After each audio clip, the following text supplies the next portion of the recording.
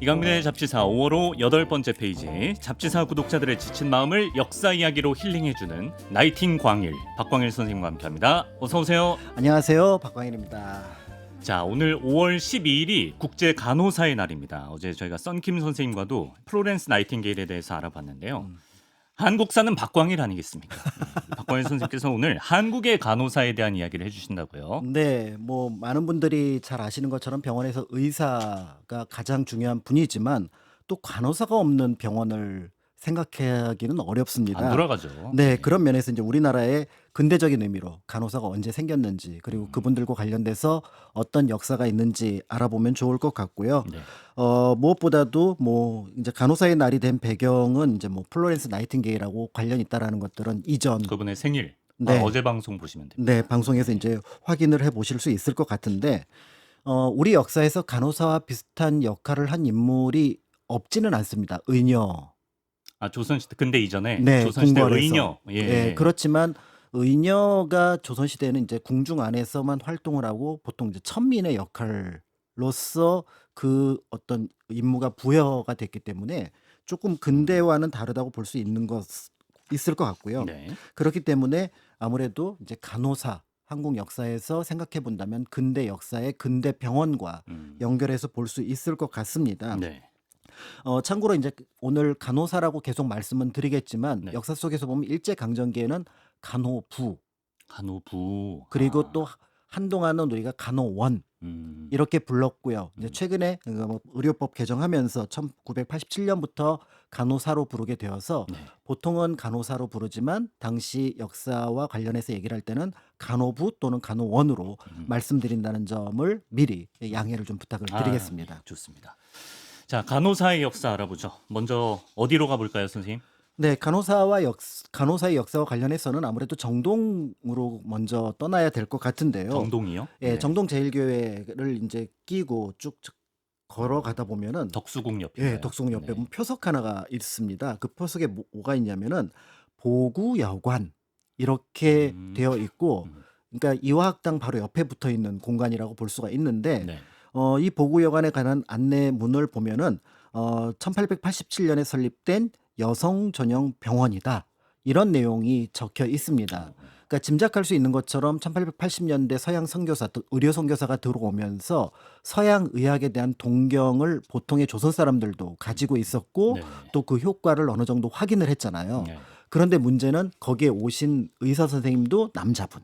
그렇겠죠. 그게 네. 그러다 보니까 아니 내가 아무리 저 의학이 동경이 되고 내가 몸이 아파도 남자한테 내 몸을 맡길 순 없다라는 의식을 조선의 여성들이 가지고 있었고, 네네. 그거를 알아챘던 인물이 이제 이화학당을 세웠던 스크랜턴 여사가 그거를 알아차린 거죠. 네네. 그런 의미에서 여성들이 참여하는, 그러니까 여성 의사가 참여하는 여성들을 위한 병원을 조선에 만들었으면 좋겠다, 이제 이런 생각을 하게 되면서 만들었던 것이 앞에서 말씀드렸던 보구여관. 이름만 들으면 여관인 줄 알겠어요. 그렇죠. 그 여기서 여자는 여성을 뜻하는, 그러니까 여성을 병에서 구하는 집 혹은 병원, 그런 의미를 갖고 있다고 볼 수가 있을 것 같은데요. 근데 여자 의사가 있어야 되잖아요. 그렇죠. 네. 그러니까 처음에는 서양에서 여성 의사들을 모셔왔었다라고 볼 수가 있는데, 네. 굉장히 인기가 있었나 봐요. 1899년, 그러니까 만들어지고 한 10여 년이 지났을 때 기록인데요. 6개의 온돌방을 병실로 만들었었는데 하루 평균 10명, 많을 때는 30명 정도 환자가 입원 치료를 와, 분변네요. 네, 받았다고 했고요. 네. 그리고 전염성 환자를 치료하기 위해서 독방도 만들었다라는 기록이 있습니다. 네네. 그래서 자료를 보니까 1년에 한 3,000명 정도의 환자를 보고 야. 6,000건 정도의 처방, 그러니까 외래 환자가 왔던 거죠. 네. 그런 기록이 남아 있는데요. 네. 더불어서 이때 이제 그거를 관찰했던 서양 사람들이 볼 때 흥미로운 부분들이 있었는데, 온돌방, 네. 이거 굉장히 괜찮은 의료 체계다, 시스템이다. 아, 의료 체계로서 네. 괜찮다. 네, 그래서 방 전체가 하나의 침대나 다름없고 병에 유리하며 따뜻하니까. 왜 그치. 환자들은 사실 몸 안 좋을 때 바닥에 몸만 지져도. 그렇죠. 그치. 그리고 그치. 이 장판을 깔아놓으니까 네. 청소하기 편하고 소독하기 편하잖아요. 그렇죠. 네. 그래서 높은 평가를 해서 네. 이게 여관에 쓰이기에 적절한 시설이다, 이런 평가를 하기도 했습니다. 그렇군요. 외국인 선교사도 놀라게 한 온돌의 특장전이었습니다. 근데 이제 병실 환경도 흥미롭지만 이제 여기 보구여관에서 일했던 분 가운데 우리 의료사의 한 획을 그은 전설적인 인물이 있다고요? 그렇습니다. 보통 우리 역사에서 보면은 특히 근대 문물을 가져왔을 때 그거를 처음 쓰고 활용했던 인물들은 대체로 남성들입니다. 음. 아무래도 남성들의 활동 공간이 좀 넓었기 때문에 그런 일들이 나타났다고 볼 수가 있는데요. 네. 흥미로운 거는 우리나라에서 의사만은 남성보다 먼저 여성이 활동을 했고 어. 그 최초의 양의사였던 분이 네. 이곳 보구여관에서 1901년부터 3년까지 이제 근무를 했었는데요. 네. 바로 볼티모어 의과대학을 졸업하고 평양 광해 의원을 거쳐서 보구여관에 근무했던 김점동 선생. 아, 김점동 선생. 네. 아, 잡지사 초창기에 곽재식 작가님이랑 맞습니다. 맞아. 그래서 이제 김점동 선생을 이제 찾아보고 우리나라 최초의 서양 의사이면서 여성 의사다 이렇게 하고 검색을 해보면 한 분이 더 나와요. 바게스더. 바게스더. 그렇죠. 교과서에도 제 기억엔 바게스더. 바게스더로도 네. 많이 등장을 하는데 네. 놀라운 건 이 두 분이 같은 분이라는 거죠. 근데 왜 김박은 성이 다른데 왜? 그렇죠. 같은 그러니까 분들입니까? 처음에 이분이 이제 세례명을 에스더를 자기 이름처럼 썼습니다. 그러니까 네. 이제 김에스더라고 불렀던 것 같은데요. 네. 나중에 남편이 박 씨가 되면서 네. 이제 미국에서 공부를 하다 보니까 미국에서는 여성이 남편의 성을 아, 따르잖아요. 결혼하고 나서. 그래서 아. 거기에 어떤 그 내용에 따라서 나도 그러면은 남편 바게스더. 성을 따라서 바게스더라고 하지만 이제 한국에서는 뭐 김점동, 네. 바게스더 이렇게 이제 같이 불렀다고 볼 수 같은 있을 것 분이다. 같은데요. 남녀 통틀어서 한국인 최초의 양의사다. 그렇습니다. 예. 그래서 남자 양의사가 최초로 등장했던 거는 1908년 뭐 박서양을 비롯해서 세브란스를 졸업한 7명으로 알려져 있는데요. 네. 자, 이렇게 이제 보구여관에 뭐 서양에서 온 여성 의사 또 김점동 선생 같은 분도 계셨습니다만은 네. 문제는 환자들을 계속 봐야 되는 아까 10명에서 많게는 30명 정도의 환자가 있었다고 하면 이들을 도와줄 영어로는 헬퍼, 그다음에 한자로는 돌 조자를 써서 조사라고 조사. 하는 인물이 필요했던 겁니다. 네. 그런데 이분들을 계속해서 쓰는데 문제는 의료 지식이 없다 보니까 네. 실수도 하고 적절하게 지시에 따라서 환자들을 보살피는 게 어려움이 있었던 거죠. 그렇기 때문에 뭔가 전문적인 교육을 받은 사람, 즉 간호사가 필요하겠다라는 생각이 들어서 이제 이때부터 뭔가 간호사에 대한 고민들을 했을 거다라는 걸 짐작해 볼 수가 있는 거죠. 보구여관에서 직접 이런 간호사들을 양성하는 건가요? 그렇죠. 그러니까 보구여관에서 여성 환자들을 여성 의사들이 보다 보니까 여성 간호사가 필요하겠구나라는 걸 조금 더 빠르게 실감을 했을 거라고 보여지고요. 네. 다만 이제 보구여관 자체로는 의료인을 양성하기에는 조금 제한적이었기 때문에 네. 장로교에서 운영하고 있었던 이제 세브란스에 좀 요청을 하게 돼서 네. 간호사 양성 계획을 만들게 되는데요. 이렇게 해서 1903년에 보구여관의 의료 선교사였던 에드먼즈가 중심이 되어서 간호원 양성소를 만들게 됩니다. 네네. 근데 이 간호원 양성소가 간단하지가 않은 게 미국에서 운영되던 간호원 교육 제도를 그대로 들여왔습니다. 아, 그래요. 그러다 보니까 무려 교육 기간이 6년. 6년. 저 뭐 간호대학 수준이네요. 맞습니다. 예. 그러니까 6년을 저학년과 고학년으로 나누어서 운영을 했고 문제는 이분들을 6년 동안 계속 공부를 시킬 수는 없으니까 학생으로서 네. 또 실습도 하고 그러다가 또 공부도 하고 이런 방식으로 운영을 했고 또 그분들이 일을 하면 거기에서 나오는 급료를 가지고 네. 이제 그 수업료를 내는 아. 그런 방식으로 이제 활용을 했는데요. 네네.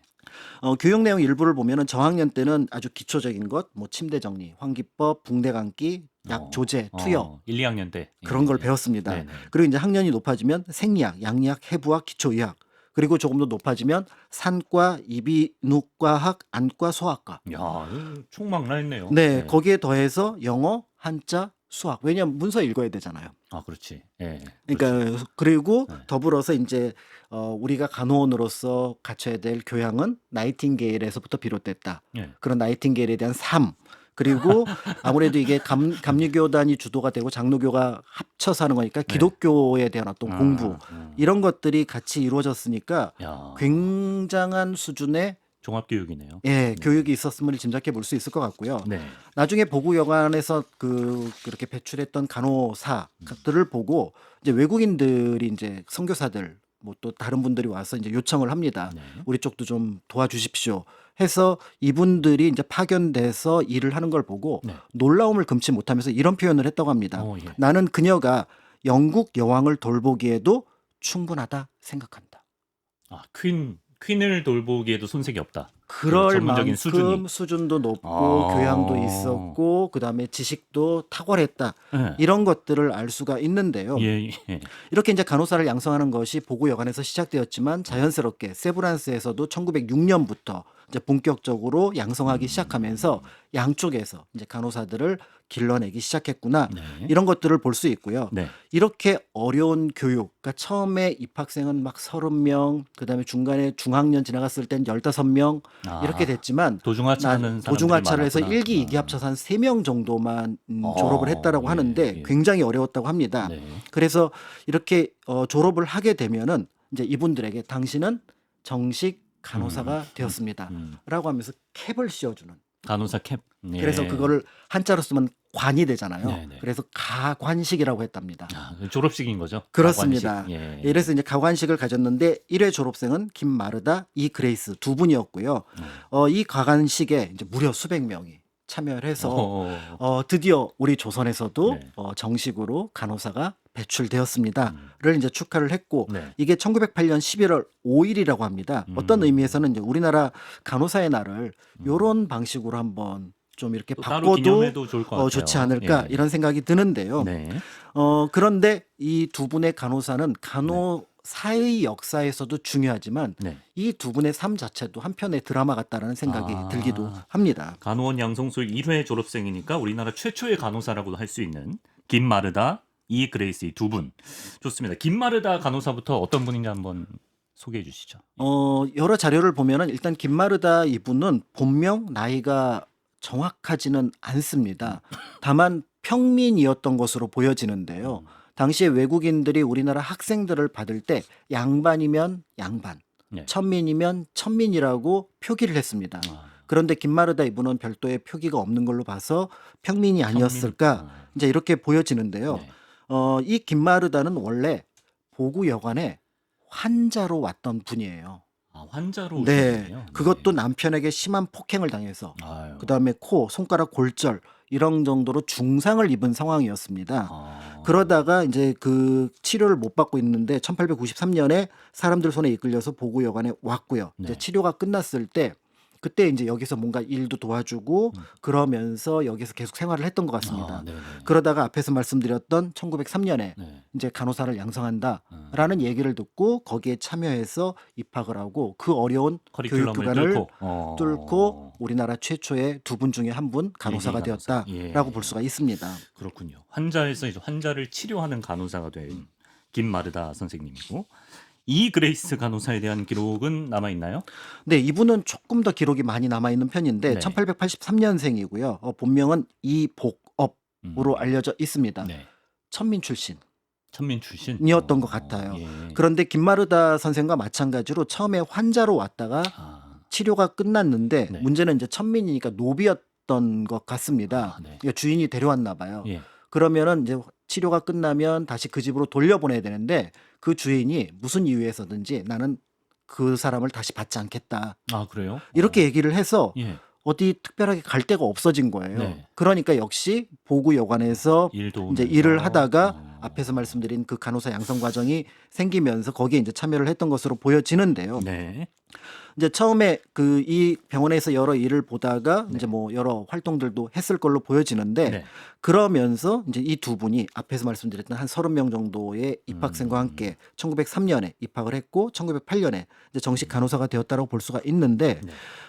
여러 기록을 보면은 이제 여기에서 아마 조금 도움도 많이 준 것 같아요. 보구 여관에서. 그래서 숙식, 교재 이런 것들은 학교에서 제공을 했던 것으로 보여지고요. 네. 나중에 이제 1기에 이 두 분하고 함께 2기에 한 분이 더 졸업을 하게 돼서 이 2기의 한 분은 김엘렌이라고 하는 분이 김엘렌. 역시 간호사로서 활동을 했습니다. 그렇군요. 그럼 정식 간호사가 된 김마르다, 이 그레이스 이 두 분의 삶은 어땠습니까? 네, 굉장한 어려움을 겪었던 분들이잖아요. 네, 그쵸, 그리고 또 그쵸. 굉장히 노력을 많이 했던 분들이었고 그러면서 자신이 어떤 존재인가를 조금 더 생각을 하셨던 것 같아요. 그러면서 이 분들은 이제 조금 자신의 삶을 살아가는, 그전까지는 뭔가 누군가에게 끌려가는 삶을 살았던 분들인데 조금 다르게 이제 그 생을 꾸려나가는데, 김마르다 같은 경우는 이제 선교사 또 간호사로서 활동을 하면서 2명의 아이를 입양을 해서 다시 이제 가정을 꾸려나갔고요. 그다음에 이 그레이스 이분은 나중에 이하영 목사라는 분하고 혼인을 합니다. 네. 그리고 1914년에는 다시 공부를 해요. 네. 그래서 의생 면허 의사가 됩니다. 의사가 돼요. 네. 와. 간호사였지만 공부를 더 하니까 네. 필요하면 의사가 될 수 있겠구나 잘 됐네. 해서 수원에서 의원을 열고 활동을 했고요. 예. 그런 면에서 지금 간호사는 여러 직업 가운데 하나였지만 당시만 하더라도 간호사는 여성들이 선택할 수 있는 희귀한 몇 개의 전문 직업이라는 것을 짐작해 볼 수 있습니다. 그러니까 근데 여성이 선택할 수 있는 몇 안 되는 전문직이었다 간호사가. 네. 그렇다라고 하면 이제 일제 강점기라는 시대 상황에서도 이분들이 중요한 역할을 할 수 있지 않았을까 싶기도 한데 간호사들이 어떻습니까? 독립운동에 참여를 했나요? 네. 예전에는 이제 간호사 그러면은 병원에서 또는 의원에서 그리고 어떤 개인의 삶을 새롭게 만들어간 인물 정도로 생각을 했었는데, 이분들이 이제 사회를 접하고 또 많은 사람들을 만나고 그리고 그 과정에서 많은 공부를 하잖아요. 네. 그러면서 세상을 보는 눈이 조금 더 빨리 열렸다라고 볼 수가 있을 것 같습니다. 네. 그러면서 독립운동에 참여했던 간호사분들에 대해서 조금씩 보고가 들어오기 시작하고 연구를 통해서 밝혀지기 시작해서 네. 시간이 지나면서 처음에는 한 30분, 나중에는 50분 와. 이렇게 되다가 네. 2023년 기준으로는 독립운동가로서 확인된 간호사가 74분 오. 네, 이릅니다. 활발하게 참여했네요. 네, 굉장히 많이 네. 활발하게 참여를 했고요. 네. 그런 점에서 이 간호사 역시 독립운동 역할에서 중요한 역할을 했다고 볼 수가 있는데, 네. 보통 이제 그 간호, 그다음에 병원에서 치료, 또 전장에서 치료 이런 것들 하면 적십자사가 떠오르잖아요. 네. 그러니까 임시정부가 수립하면서 적십자사를 굉장히 중요하게 생각을 했는데 거기에도 간호사의 역할이 중요했다라는 점을 생각해 본다면 네. 이 독립운동과 간호사의 역할이라는 것이 네. 또 쉽게 연결될 수 있고, 네. 임시정부가 볼 때 앞으로 이제 1919년, 20년 특히 안창호 선생이 이제 올해가 독립전쟁 원년이다라고 얘기를 하면 많은 독립군들이 전투에 참여를 해서 승전을 하겠지만 네. 또 부상을 입을 부상자 수도 있고, 나오겠죠. 당연히. 그러면 우리가 누구를 길러야 된다? 간호사. 간호사를 길러야 된다라고 해서 실제로 상해에서도 네. 간호사를 기르기 위한 작업들을 했다는 점에서 독립운동과 간호사의 관계가 꽤 끈끈했겠구나, 그렇겠네요. 이런 예. 것들을 볼 수가 있습니다. 네. 다만 이름이 알려져 있는 분들 중에서는 이제 몇몇 분들을 좀 네. 확인을 해보면서 네. 간호사로서 그분들이 어떻게 활동을 했고 그 어떻게 구체적으로 독립을 했는지 알아볼 수가 있을 것 같습니다. 네. 네, 이 간호사가 독립운동 전선에 나서는 좀 구체적인 계기가 있었다고 하던데요. 네, 아무래도 보구여관에서 처음에 간호사를 양성했다고 한다 그러면 처음에는 간호사들이 대부분 여성이었고요. 그렇죠. 일부 나중에 이제 남성 간호사들이 나오긴 합니다만은 예. 대체로 초기에는 여성들이 간호사로 활동을 했었거든요. 네. 그런데 여자 환자는 익숙한데 네. 남자 환자는 꺼리는 거예요. 그러 그러니까 네. 의원들이 볼 때 보구여관이야 그렇다고 하더라도 음. 이제 세브란스에서 양성하는 간호 실습생들 같은 경우는 나중에 남성 환자도 봐야 되는데 어떡하지? 라는 고민을 서양에서 온 그렇겠네요. 예. 의사들이 이제 하게 됩니다. 오히려 남성 환자를 어떻게 간호할 것인가. 그렇죠. 예. 그다음에 이제 또 하나가 독립운동, 독립전쟁이라고 하는 어떻게 보면 냉혹한 현실에 맞닥뜨렸을 때 이분들이 그걸 버텨낼 수 있을까? 이런 것들은 또 아마 다른 쪽에서 고민을 했을 것 같고요. 네. 그런데 이분들이 독립운동 전선에 나서는 계기가 네. 뜻밖의 조금 일찍 서울에서 만들어집니다. 서울에 무슨 일이 있었죠? 예. 1907년. 1907년 하면 제가 나와야 되는데 예, 안 나오네요. 정미조약, 정미칠조약, 정미칠조약. 고종태위. 예. 그다음에 또 나오는 게 군대 해산. 해산. 군대 해산. 네. 그럼 우리가 알고 있는 그 대한제국군을 해산을 했단 말이죠. 네. 그럼 거기서 박승환 대대장이 자결을 합니다. 네. 우리는 그 해산에 네. 불복한다. 막 총격전을 그러니까 시가전이 벌어져요. 예, 일본이랑. 그러니까 이 예. 시가전이 드라마에서도 묘사가 됐었는데 굉장히 심각했던 것으로 보여집니다. 1907년 그 8월 1일에 있었던 이 시가전에서 보면은 네. 일본군이 무려 30명 정도가 전사를 하고요. 그다음에 대한제국군 역시 100명이 전사를 하고 한 100명은 부상을 당하고 500명 정도가 일본군에 의해서 포로가 됩니다. 예. 그러니까 굉장히 큰 전투가 서울 곳곳에서 벌어졌는데 네. 문제는 여기에서 굉장히 많은 한국군들이 부상을 당했을 거 아니에요. 예, 예. 그럼 이 사람들을 치료할 병원이 필요한데 그때 세브란스가 어디에 있었냐면은 남대문 앞에. 남대문 앞에. 그 앞이 가장 중요한 어떤 전투의 장소였거든요. 그러니까 거기에서 군인들이 실려서 들어오는 거예요. 그랬겠죠. 예. 이제 그러다 보니까 여기에 대해서 이걸 어떡하지? 라고 이제 세브란스에서 고민을 하는데 일단 남자 환자들인데. 예, 부상병이니까 치료를 해야 되잖아요. 네네. 이제 이런 상황에서 여성 간호사 실습생들이 음. 이 상황을 어떻게 인식했을지를 이제 상상해 보시면 아, 일단 너무 급박한 상황이라서 치료를 하긴 해야 되는데 네, 또 낯선 상황이라. 그렇죠. 예. 그러니까 이제 당시 우리나라에 왔던 외국 선교사 에비슨 같은 경우는 네. 이 사람들은 특히 조선이라는 나라가 남녀 구분이 굉장히 뚜렷한데 그러니까요. 예. 이 사람들이 과연 저 남자 군인들을 치료할 수 있을까 이렇게 고민을 했었고요. 네. 무엇보다도 간호사들은 한 번도 남자 환자를 돌본 적이 없다. 실습생이긴 하지만 당황했겠는데요. 네, 그런 상황이었었는데 네. 그런데 누군가가 그렇게 얘기를 했다고 합니다. 저 군인들은 우리 민족을 위해 나서다 전투에서 부상을 입은 사람들입니다. 그러니까 이 사람들을 우리가 구해야 합니다라고 누군가 한 명이 얘기를 했던 것 같아요. 예. 그러니까 여기에 대해서 모든 간호사가 이제 실습생들이죠. 네. 돌보기 시작했는데 이때부터 이 사람들은 피 범벅이 되고 그다음에 땀이 범벅이 되면서 부상병을 돌보기 시작했고요. 네.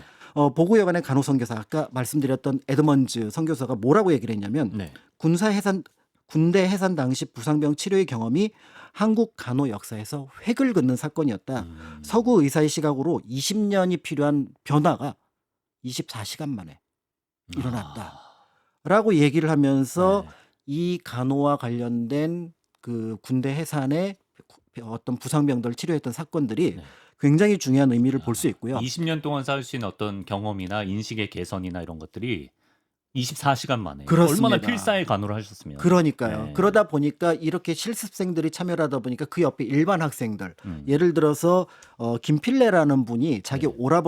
오빠가 그 병원 의료과장이었어요. 예. 그러니까 오빠가 네. 나가서 같이 간호해라 그러니까 아니 내가 어떻게 남자들을 네. 만지냐. 그냥 학생이었는데. 그러니까 그런데 이제 그 네. 김필순이라는 분도 똑같이 얘기를 한 거죠. 저 사람들이 누구냐. 우리 민족 지키다가 지금 자기 목숨을 잃게 됐는데 치료를 해야지 아유. 하면서 어떤 의미에서 보면은 너 혹시 나이팅게일이라고 들어봤니? 그 사람 귀족의 딸이었지만 전장에 나가서 많은 군인들을 구했어. 우리도 그 역할을 할 수 있단다. 라고 하면서 그때 같이 있었던 다른 학생들도 참여를 했다라고 알려져 있고요. 네. 이때 그 나가라고 얘기했던 오빠 김필순, 그 다음에 거기에 참여했던 김필래 이 분들도 나중에는 모두 독립운동가로서 계속해서 활동을 하게 되는데 네. 이런 하나의 사건이 많은 사람들의 인생을 크게 바꾸었겠구나라는 것들을 짐작해 볼 수가 있습니다. 그러네요. 1907년 당시의 경험이 굉장히 간호사들에게 큰 영향을 미쳤을 것 같은데. 그렇습니다. 이렇게 이제 한번 경험을 했고 그리고 그분들이 간호사가 됐고 또 후배 간호사들이 계속해서 양성이 됐을 텐데요. 이제 이와 비슷한 일이 한 10여 년 뒤에 1919년 3월 1일 3.1운동. 예. 만세운동 때 예. 일어나잖아요. 네. 그러다 보니까 여기에 간호사들이 저 현장에 우리가 동참하자. 있어야 된다. 그러니까 단순하게 시위에 참여하는 것도 중요하지만 다친 사람 나오면. 다친 사람이 나오면 현장에서 우리가 치료를 해야 될 거 아니냐라고 얘기를 하는데요. 네. 보통 알려진 3월 1일 시위는 이제 탁골공원을 중심으로 해서 시민들과 그때 국상에 참여했던 분들이 이제 일으켰던 사건으로 대체로 조금은 평화로운 분위기에서 진행이 됩니다. 네. 그런데 3월 5일에 학생들이 주도했던 남대문 시위라는 것이 있어요.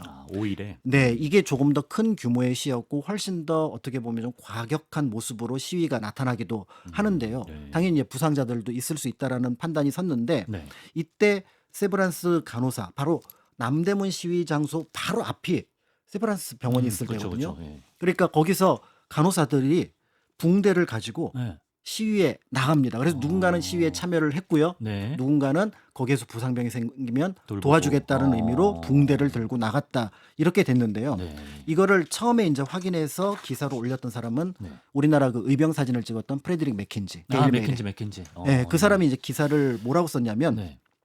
15명의 실습 간호사가 현장에 있었다라고 기록이 되어 있고 그날 15명이 체포되어서 경찰서에 구금되어 있었다는 기록도 남아 있습니다. 예. 그래서 일제 당국은 그중에서 11명의 간호사의 명단을 네. 확인을 해가지고 그 기록을 남겨 놓았는데요. 네. 그러다 보니까 간호사들이 3.1운동 당시에 적어도 11명이 가장 중요한 시위 현장에서 그들은 시위도 하고 또 시위대들의 부상을 치료하기 위해서 나섰다라는 것을 확인을 기록으로 할 수가 있고요. 예. 그리고 이런 사건이 일어나게 되니까 여기서 간호사들은 한 번 더 각성을 하죠.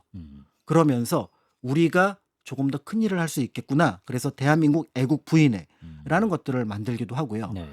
나중에 간호사가 중심된 단체로서 독립운동을 하기 위한 그런 어떤 단체도 만들고 네. 또 한편으로 독립운동가들이 곳곳에서 오게 되거든요. 그런데 밖에서 주요 활동을 할 수 있는 사람들이 간호사들이거든요. 이분들이 뒤에서 많이 도와줍니다. 예를 들어 강호규 의사라든지 강호규 의사. 이런 분들이 나중에 피신을 할 때 도와줬던 분도 간호사거든요. 예, 예. 이제 그런 면에서 볼 때 간호사가 한 분, 두 분, 그리고 가장 중요한 공간에 자신의 모습을 드러내면서 독립운동의 주역으로 등장을 하게 되는데요. 네. 이제 그런 분들 중에서 몇몇 분들은 또 우리가 기억하면 또 다른 분들을 찾아가는 어떤 그 연결고리가 되지 않을까 이런 생각을 할 만한 분들도 있습니다. 아, 그렇군요.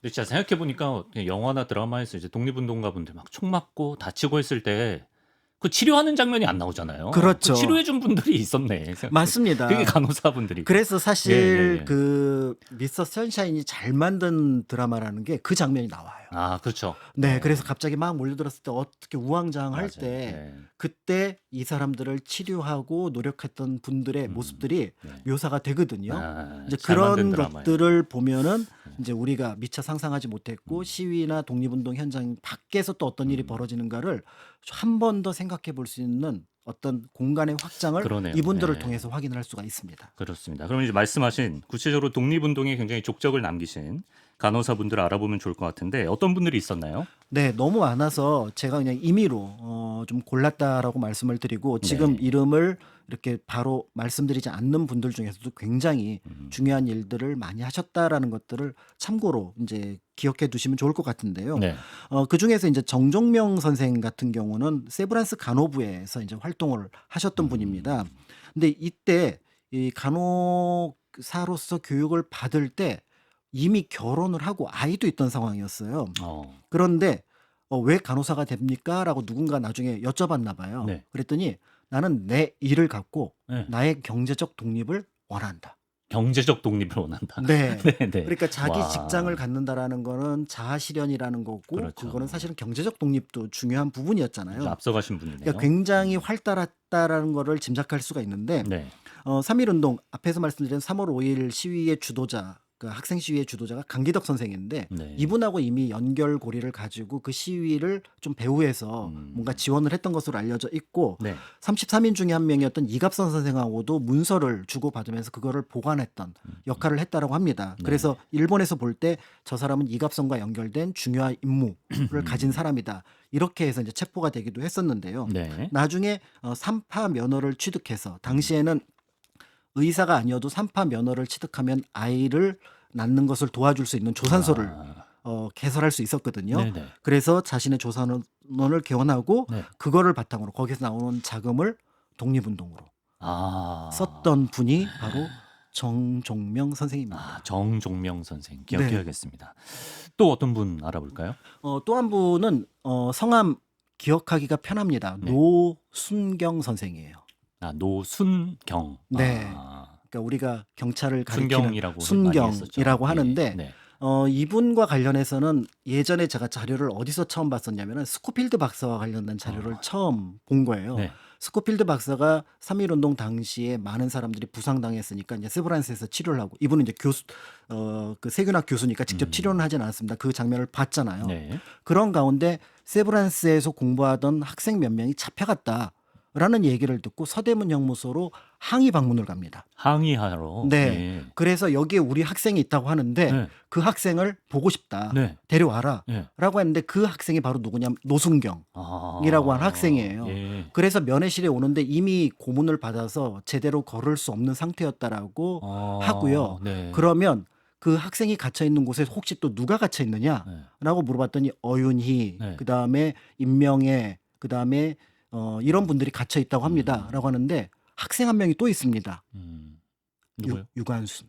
아, 유관순 열. 어쩐지 아까 저기 사진 찍으신 데가 유관순 열사 그 유명한 사진 찍은 데랑 배경이 같네요. 그렇죠. 예. 여옥사 8호 예, 방에서 같이 갇혀 아, 있었어요. 8호 방에 같이 노순경 처음에. 선생님도. 네. 예. 그래서 우리가 알고 있는 여옥사 8호 방이 세상에 알려지는데 첫 어떻게 보면 증언을 했던 분이 바로 이 노순경 선생이라고 볼 수가 있는데요. 이분은 이제 1919년 12월 달에 종묘 앞 시위에서 체포가 됐으니까 이제 시위를 하러 나갔다가 체포가 되었다고 볼 수가 있습니다. 네. 그리고 나서 노순경 선생의 얼굴을 가만히 보니까 누구랑 너무 닮은 거예요. 누구랑 독립운동가. 닮았어요? 약간 유관순 열사랑도 조금 비슷한 면도 있는 것 같은데. 아마 예. 많은 분들이 기억하시는데 저 얼굴을 기억하셨다가 노백린 선생을 찾아보시면 노백린. 예, 아. 대한민국 임시정부에서 국무총장을 역임을 했었고 미국 예. 윌로우스에 가서 공군을 양성했던 그 노백린 장군 얼굴도 동그랗거든요. 같은 노시인 걸 보니 따님입니다. 아, 따님이시군요. 네. 아, 그러네. 아버지랑 닮았네요. 네. 예. 그래서 노순경 선생 역시도 그 이후에 뭐 짐작할 수 있는 것처럼 아버지의 길처럼 독립운동의 길을 쭉 그렇지만 간호사라는 직업으로서 계속해서 이어갔던 분이라고 본다면 네. 또 굉장히 우리가 한 번 정도는 기억해 볼 만한 인물이 아닐까. 광복을 보신 걸까요? 보셨습니다. 보시고. 네, 아, 네, 네, 네. 네네. 알겠습니다. 한 분 더 만나보면 좋을 것 같은데 마지막으로 소개해 주실 분은 우리도 알고 있는 유명한 분이라고 합니다. 네. 네. 아마 따로 알고 계실 수도 있을 것 같아요. 네. 이분이 굉장히 유명한 독립운동가여서 네. 이분은 잘 알고 있다라고 했는데 이분이 또 이렇게 연결이 되나? 라고는 또 기억을 하시지 못할 수도 있을 것 같은데요. 네. 바로 박자혜 선생이고 아. 인사동 일대에서 삼파소, 조산소를 운영하시면서 네. 독립운동을 하셨던 분입니다. 박자혜 선생. 그런데 예. 이분이 남편이 단재 신채호. 아, 단재 신채호의 부인이군요. 네. 그래서 그 사이에서 이남 일녀를 두었던 분인데요. 네. 이분 역시 간호사였다라는 것은 좀 덜 알려져 있는 것 같습니다. 네네.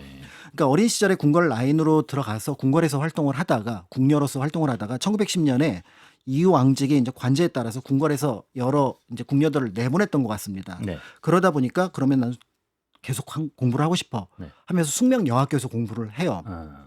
그러다가 내가 할 일은 좀 다른 일인 것 같아라면서 적극적으로 찾아 나선 게 조산부 양성소 사립이었는데 네. 거기에서 공부를 하시고 조선총독부 의원 산부인과 간호부에서 일을 합니다. 그러니까 조선총독부 병원이 지금 대학로에 있는 대한의원 건물이었던 것을 나중에 조선총독부 병원으로 활용을 하는데 네. 거기에서 이제 간호사로서 그러니까 간호부였지만 지금의 표현으로는 간호사로 활동을 하게 되는데요. 네. 3.1운동 당시에 여기가 조선총독부 병원이긴 하지만 조선인 부상자들이 밀려 들어옵니다. 그곳에서 이제 환자를 돌보게 되면서 더불어서 다음에서는 만세운동에 직접 참여를 하게 되는데요. 예. 이필주 목사하고 연결해서 여러 그 독립운동을 하는 과정 속에서 우리 간호사들이 힘을 합쳐서 네. 독립운동 단체를 하나 만들자. 단체를 만들자. 그래서 만든 게 간우회. 간우회. 그러니까 이제 간호사들의 독립운동 단체 이렇게 볼 수가 있을 것 같고요. 네. 이렇게 해서 독립운동에 직접 나서게 되면서 3월 10일 만세운동에는 주도적으로 나서서 시위를 하다가 체포가 됐는데요. 아, 네. 다만 당시 이제 총독부 의원장, 지금으로 지금 병원장이죠. 네.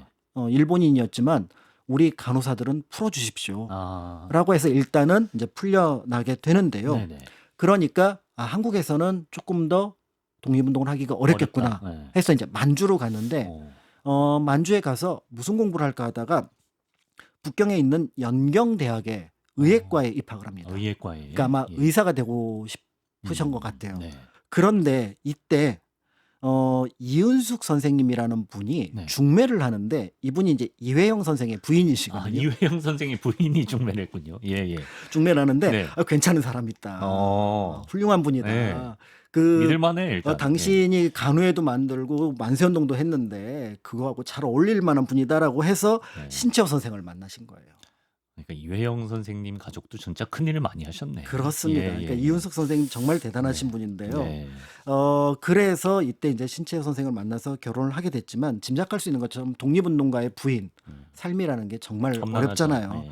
1922년에 이제 큰아들을 데리고 거기서 계속 활동할 수가 없어서 이제 국내로 귀국을 하게 되고요. 인사동에서 삼파 박자해라는 간판을 건 조산소를 만들어서 네. 생계를 유지하게 됩니다. 네. 이제 그러던 중에 1926년에 독립운동가 한 분이 쫙 내려오는 거예요. 그러면서 저를 도와주실 수 있나요? 라고 하는데 그럼요. 라고 하면서 그 독립운동가 한 분을 도와주는데 그분이 나중에 동양적식과 식산은행에 폭탄을 던진 석주 의사. 나석주 의사. 네. 아. 그러니까 의열단 나석주 의사인데 의열단의 행동 강령이었던 조선혁명 선언을 지은 분이 신채호 선생이잖아요. 네. 그러니까 그러네. 박자의 선생으로 볼 때는 자신의 남편의 뜻을 따라서 움직이는 젊은이였으니까 그러네요. 그 도움이라는 거는 전혀 자신에게는 아깝지 않죠. 아깝지 않은 네. 것이었다라고 볼 수 있을 것 같고요. 네. 그리고 이제 그 사건이 지나서 1927년에 베이징에 가서 남편을 만나서 한 달 동안 지내기도 했지만 이제 그 뒤에 곧 귀국을 하는데 그리고 나서 1928년에 신채호 선생이 체포가 됩니다. 배위에서. 그리고 1936년 관동도독부 형무소 리순 감옥에서 생을 마감하게 되는. 근데 그때 부랴부랴 이제 감옥에 달려가서 신채호 선생을 뵙게 되지만 곧 이제 돌아가시게 되니까 네. 이제 그분을 화장을 하고 그 유해를 모셔가지고 국내로 이제 들어오게 되는데요. 이때 그 신채호 선생의 장례를 치르기 위해서 권동진, 홍명희, 여운형, 신서구, 안재홍, 이관구, 정인보, 원세훈, 김약수 이런 분들이 박자의 선생을 동지로서 같이 이 신채호 선생의 장례를 치르게 되고요. 다만 큰아들은 외국으로 가고 둘째 아들은 1942년에 죽은 상황에서 그래요. 1943년 혼자서 43년 외롭게 네. 생을 마감하십니다. 빛을 못 보시고. 네. 그렇군요. 정종명 선생님 그리고 아까 노순경 선생님, 박자해 여사 우리가 좀 기억해야 될 인물인 것 같습니다. 예. 마치면서 우리 역사 속에 간호사라는 요 직업에 대해서 한 말씀 해주시면 좋겠습니다. 네, 간호사는 여성들이 선택할 수 있는 몇 개 안 되는 전문 직업이었기 때문에 근대 역사의 한 장면으로 볼 수 있을 것 같은데요. 네. 간호사라는 직업이 원래 아픈 사람, 다른 사람을 구하는 직업입니다.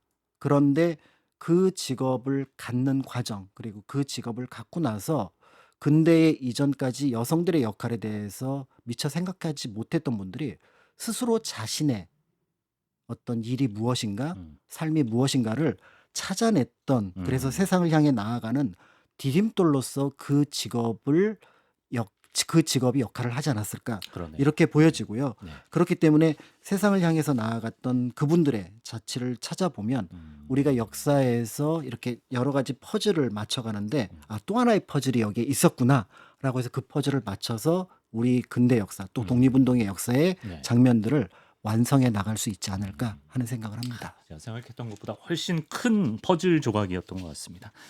조선 최초의 간호사와 또 간호사들의 독립운동에 대해서 박광일 선생님과 함께 알아봤습니다. 말씀 고맙습니다. 감사합니다.